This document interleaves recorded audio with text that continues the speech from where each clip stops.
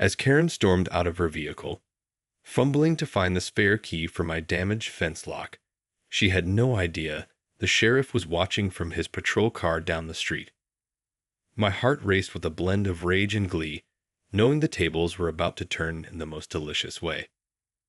I had been dreading this moment for weeks, ever since Karen, my next-door neighbor, had carelessly backed her SUV into my fence, shattering the lock. She'd promised to replace it, but like clockwork, the weeks turned into months with no action on her part. Today, as I pulled into my driveway after a long day at work, I spotted Karen's car parked haphazardly in front of my house. My jaw tightened, and I gripped the steering wheel, watching her stomp towards the damaged section of fence. She was up to no good. I just knew it. Slamming the car door, Karen marched over and began fiddling with the broken lock, muttering curses under her breath. I debated whether to confront her, but something told me to hold back and observe. As I sat there, I noticed a familiar patrol car slowly cruising down the street. It was Sheriff Nelson, my neighbor from 2 doors down. My lips curled into a smirk. This was about to get interesting. Karen, clearly oblivious to the sheriff's presence, continued her attempts to jimmy the lock. Suddenly, it snapped open, and she pulled the gate wide, stepping through with a triumphant grin. But her celebration was short-lived. "Excuse me, ma'am," a deep voice boomed from behind her. "I couldn't help but notice you breaking into your neighbor's property." Karen whirled around, her face draining of color as she came face to face with Sheriff Nelson, who was standing there with his arms crossed, eyebrows raised. "Sheriff? I was just—" Karen stammered, her eyes darting around nervously. "Just what?" The sheriff interjected, his tone laced with authority. "Trespassing on private property and damaging a lock that doesn't belong to you." I couldn't resist a chuckle as I watched the scene unfold. Karen's mouth opened and closed like a gasping fish, her usual bravado nowhere to be found. I didn't know it was your neighbor's place," she finally managed to say, her voice barely above a whisper. The sheriff shook his head slowly. "Well, now you do. I suggest you go back home and wait for your neighbor to return. I'm sure they'll have some choice words for you." Karen glanced around frantically, as if searching for an escape route, but the sheriff's imposing presence left her with no choice. Defeated, she sulked back to her car, slamming the door behind her. I emerged from my vehicle, a satisfied grin spreading across my face as I approached the sheriff. "Afternoon, Nelson," I said, extending my hand. "Looks like you caught my neighbor in the act." "Afternoon, Jack," the sheriff replied, shaking my hand firmly. "Seems like you've got quite the problem child living next door." "You've got that right," I said, glancing over at Karen's car, where she sat fuming behind the wheel. "I've been dealing with her nonsense for months now. Ever since she backed into my fence and broke the lock, she's been ignoring my requests to fix it." The sheriff let out a low whistle. "That's not very neighborly of her. Sounds like she's got some explaining to do." "Oh, I plan on making sure she does," I replied, a hint of mischief in my voice. "Would you mind sticking around for a bit? I have a feeling this is about to get interesting." Sheriff Nelson chuckled. "Well, you know I can't refuse a direct request from a fellow resident. Lead the way, Jack." We made our way towards Karen's car, and I could see her grip tightening on the steering wheel as we approached. The look of pure panic on her face was almost comical. "Karen," I said, knocking on the window. "We need to have a little chat." Reluctantly, she rolled down the window, her eyes darting nervously between the sheriff and me. "What do you want, Jack?" She spat, her usual bravado returning. "I think you know exactly what I want, Karen," I replied calmly. "You've had months to fix that lock, and yet, here we are. I'm tired of your excuses and your disrespect for my property." Karen opened her mouth to retort, but the sheriff cut her off. "Ma'am, your neighbor here has been more than patient with you," he said, his tone stern. "Now, I suggest you get out of the car and have a proper conversation with him about this matter." Realizing she was cornered, Karen let out a resigned sigh and stepped out of the vehicle, glaring at us both. "All right, fine," she huffed. "What do you want me to do?" I crossed my arms and leveled my gaze at her. "First, you're going to apologize for damaging my property. Then, you're going to give me a firm timeline for when you'll have the lock replaced. And if you don't follow through, well," I paused, letting the implication hang in the air. Karen's eyes widened, and she opened her mouth to protest, but the sheriff's presence clearly had her on edge. "Fine," she muttered through gritted teeth. "I'm sorry for breaking your stupid lock. I'll have a new one installed by the end of the week." "See that you do," the sheriff interjected, his voice leaving no room for argument. "And if I have to come back here for any more trouble, it won't be just a slap on the wrist. You understand." Karen nodded reluctantly, her shoulders slumped in defeat. "Good," I said, a satisfied smirk spreading across my face. "Now get out of here and make good on your promise." As Karen slunk back to her car, I couldn't help but feel a sense of triumph. With the sheriff's backing, I finally had the leverage I needed to get her to take responsibility for her actions. This was just the beginning of my plan to put an end to her reckless behavior. As Karen's car disappeared down the street, Sheriff Nelson turned to me with a knowing look. "Well, that seemed to do the trick," he said, a hint of amusement in his voice. "I have a feeling this isn't the first time you've had to deal with her shenanigans." I let out a frustrated sigh. "You have no idea, Nelson. That woman has been a thorn in my side ever since she moved in 3 years ago. Always causing trouble, never taking responsibility for her actions." The sheriff nodded sympathetically. "I've had my fair share of problem neighbors over the years. It's never easy, but sometimes you just have to take a firm stand." "That's exactly what I plan to do," I replied, determination etched on my face. This isn't the first time I've had to put Karen in her place, and I have a feeling it won't be the last. Sheriff Nelson chuckled. "Well, you can count on me to back you up if things escalate again. Neighbors should look out for each other after all." "I appreciate that, Nelson," I said, shaking his hand. "And I have a feeling I'm going to be needing your help sooner rather than later." As the sheriff headed back to his patrol car, I couldn't help but feel a twinge of satisfaction. I knew Karen would be seething, but the thought of her having to actually follow through on her promise to fix my fence filled me with a sense of vindication. But as I turned to head inside, a sudden realization struck me. What if Karen decided to retaliate? She was never one to take things lying down, and I knew she would be looking for a way to get back at me. I quickened my pace, my mind racing with possibilities. Should I set up a security camera to keep an eye on her? Or maybe I should pay a visit to the hardware store and invest in a more robust lock for the fence. The last thing I needed was for her to pull another stunt and make a mess of things. As I stepped through the front door, my wife, Sarah, greeted me with a worried expression. "Is everything okay, honey?" she asked, her brow furrowed. I saw the sheriff leaving, and I couldn't help but notice the commotion outside.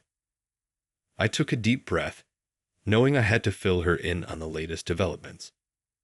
"Well, it seems our dear neighbor Karen has struck again," I said, bracing myself for her reaction. Sarah's eyes widened, and she let out an exasperated sigh. "Oh, not this again. What did she do this time?" I quickly recounted the events that had just unfolded. Karen's brazen attempt to break into my property, the timely arrival of Sheriff Nelson, and the ultimatum I had given her to fix the damaged lock. "Unbelievable," Sarah said, shaking her head. "That woman has no respect for anyone else. I'm glad the sheriff was there to put her in her place, but I can't help but worry that she'll try to retaliate." I nodded, rubbing the back of my neck nervously. "That's exactly what I'm concerned about.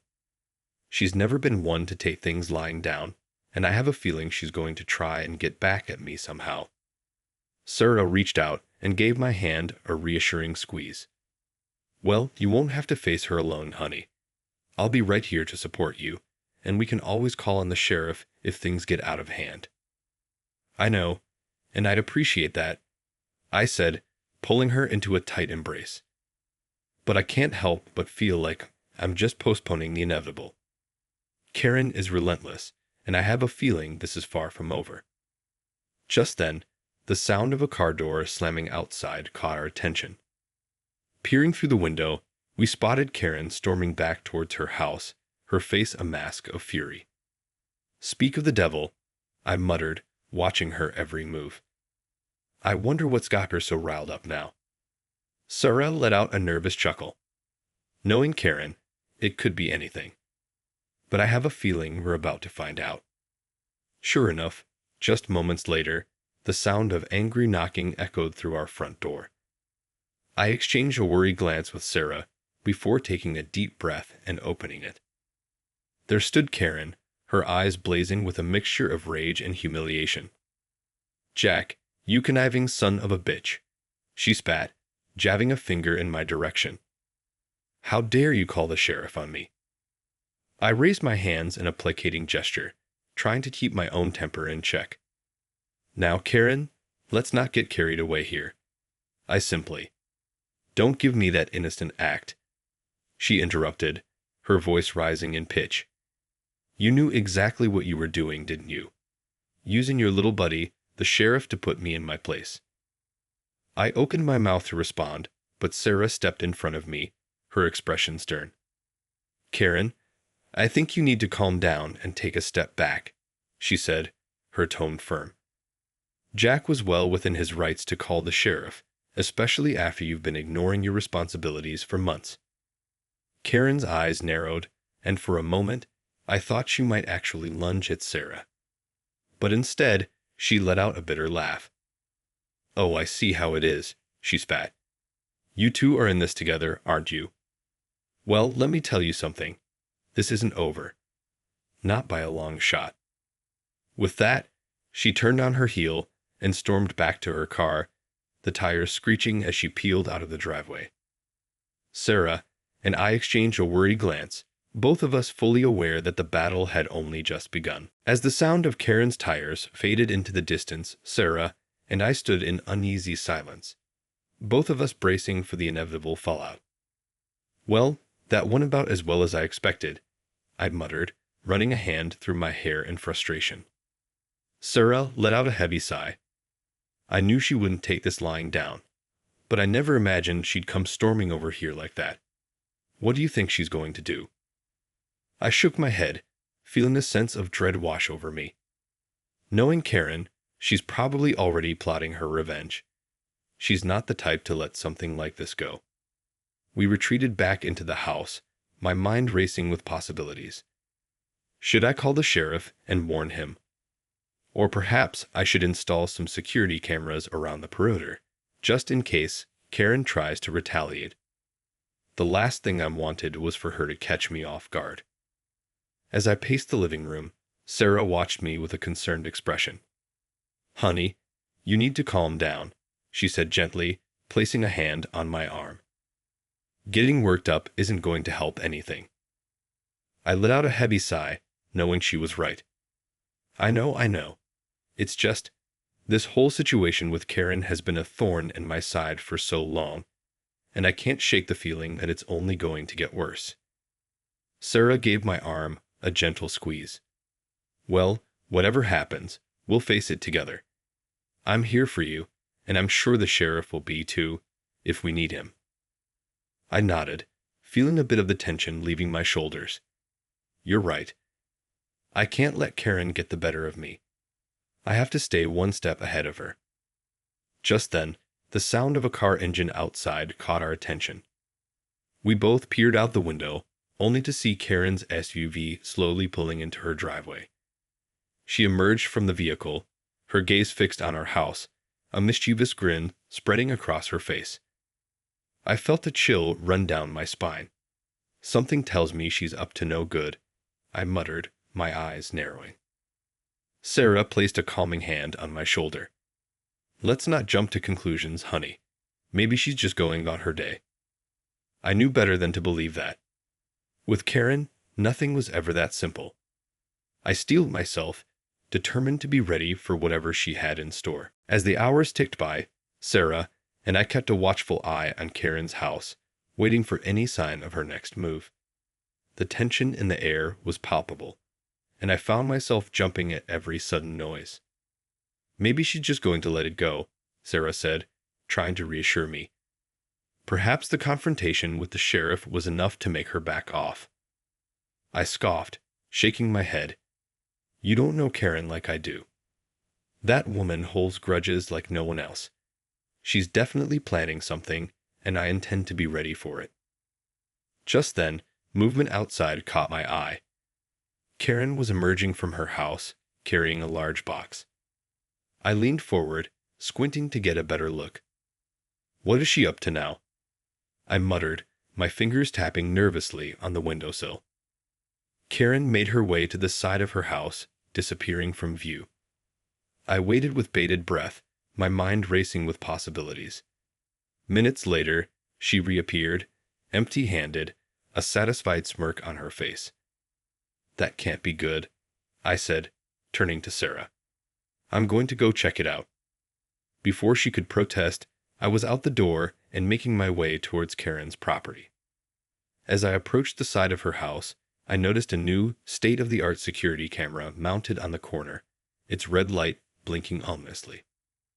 Oh, you've got to be kidding me, I groaned, running a hand through my hair in frustration. Just then, Karen emerged from the side gate, her arms crossed over her chest. Admiring my new security system, Jack, she purred, her eyes glinting with malice. I straightened my posture, refusing to be intimidated. What are you playing at, Karen?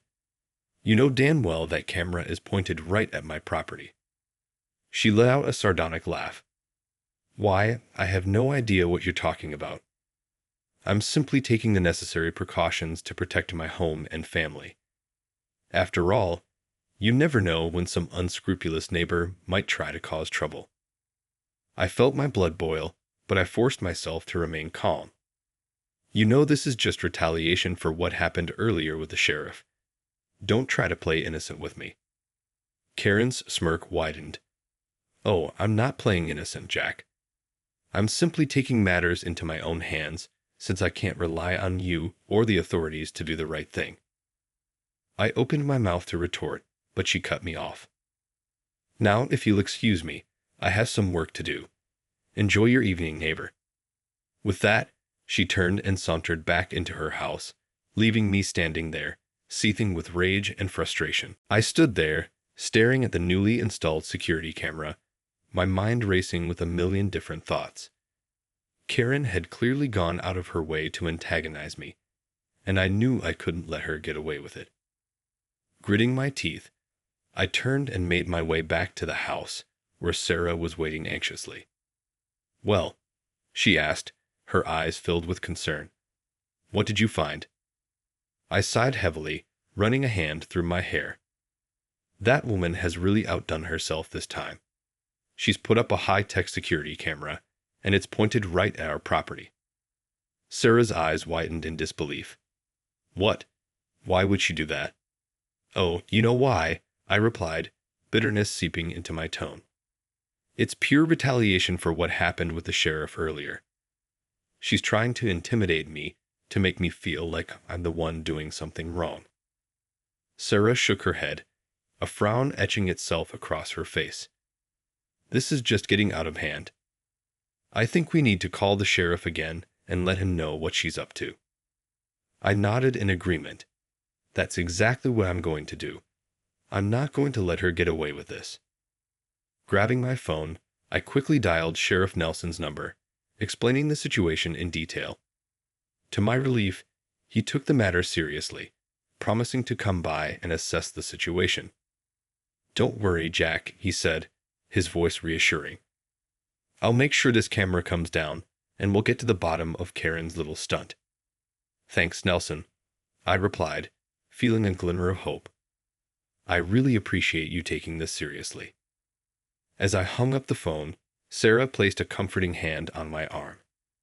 See, I told you the sheriff would have our back. We're not going to let Karen intimidate us. I nodded, but a nagging sense of unease still lingered in the back of my mind. I know, but I can't shake the feeling that this is just the beginning. Karen is always one step ahead, and I have a feeling she's not done with us yet.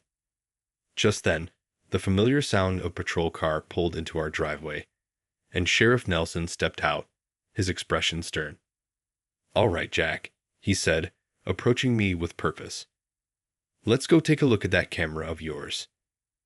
I nodded, leading him towards Karen's property, bracing myself for what was to come.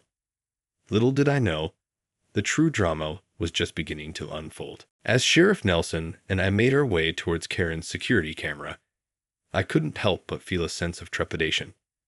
Something told me this was far from over, and that Karen had one more trick up her sleeve. The sheriff examined the camera closely, his brow furrowed in concentration. "Well, I have to hand it to your neighbor, Jack," he said, shaking his head. "This is quite the setup she's got here." "You're telling me," I replied, my gaze fixed on the blinking red light. "I can't believe she'd go to such lengths just to get back at me." "Indeed," the sheriff said, straightening up. "Unfortunately, there's not much I can do about this particular camera. It's on her property, and she's within her rights to install it." My heart sank. What? But surely there must be something we can do. She's clearly using it to harass me and invade my privacy. Sheriff Nelson held up a hand, his expression apologetic. "I understand your frustration, Jack, but the law is the law. Unless she uses that camera to directly threaten or harass you, there's not much I can do to force her to take it down." I felt the anger bubbling up inside me, but before I could say anything, the sound of a car door slamming drew our attention. There, standing in the middle of the street, was Karen, a triumphant grin plastered across her face. "Well, well, well," she drawled, sauntering towards us. "Looks like the sheriff's here to play peacekeeper. How quaint." "Karen, this has gone far enough," I snapped, stepping forward. "That camera is an invasion of my privacy, and you know it." She let out a mock gasp, placing a hand over her heart. "Why, Jack, I have no idea what you're talking about. I'm simply taking measures to protect my family and my property. Isn't that what any responsible homeowner would do?" The sheriff cleared his throat, drawing our attention. "Ma'am, I understand your concerns, but your neighbor is right. This camera could be considered an invasion of his privacy, and I'd strongly advise you to reconsider its placement." Karen's eyes narrowed, and her smile turned feral. "Oh, I'm afraid that's not going to happen, Sheriff. You see, I have it on good authority that this camera is perfectly legal, and I won't be taking it down. Not now, not ever." I opened my mouth to protest, but before I could, a familiar voice rang out from behind us. "Is that so, Karen?" We all turned to see a tall, imposing figure striding towards us. It was the local district attorney, a close friend of mine. "Mr. Garrison," Karen gasped, the color draining from her face. "What are you doing here?" "I'm here to inform you, Karen, that your little security camera is in direct violation of several privacy laws," he said, his voice dripping with authority. "I suggest you have it removed immediately, or you'll be facing some serious legal consequences." Karen's eyes widened, and she stammered out a weak protest, but it was clear she had been outmaneuvered. As the district attorney and the sheriff escorted Karen back to her house to ensure the camera's removal, I couldn't help but feel a sense of vindication. Karen had finally met her match, and I knew that this was a battle I had won. With a satisfied smile, I turned to Sarah, who was watching the scene unfold with a mix of relief and pride. "It's finally over, honey," I said, pulling her into a tight embrace. "We can rest easy now, knowing that Karen won't be causing us any more trouble." Sarah let out a relieved sigh, her arms wrapped around me. "I'm so proud of you, Jack. You handled this entire situation with poise and determination. I knew you'd come out on top." As we watched the sheriff and the district attorney deal with Karen, I couldn't help but feel a sense of justice. Sometimes it takes a little bit of cunning and the right connections to put a bully in their place. And in this case, I was more than happy to be the one who delivered the final blow.